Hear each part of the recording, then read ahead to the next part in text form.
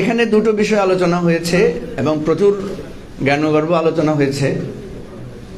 আমি কিছুটা আবুল হাসান রুবেলের সুরেই আমার বক্তব্যটা, সেটা হচ্ছে ধরেন রাতে যদি ভোট হয় বা কেন্দ্র দখল করে যদি ভোট হয়, সেটা পিআর হইলেই কি আর ফার্স্ট দি পোস্ট হইলেই বা কি, বরং রাতে যদি ভোট হয়ে যায় তাহলে তো দেখা যাবে যে 98% ভোটই সব নৌকায় পড়বে অথবা ধানের শীষে পড়বে বা দাঁড়িপাল্লায় পড়বে।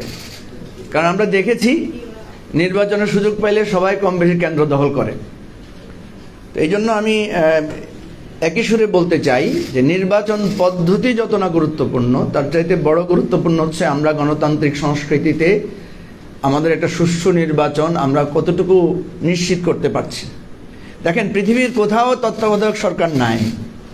আমরা এমন একটা জাতি, আমাদেরকে তত্ত্বাবধায়ক সরকার অধীনে নির্বাচন করতে হচ্ছে। তো সুতরাং আমরা এখনো পারছি না যে আমরা একটা স্বাধীন নির্বাচন কমিশনের অধীনে কোনো একটা দলীয় সরকারের অধীনে নির্বাচন দিতে।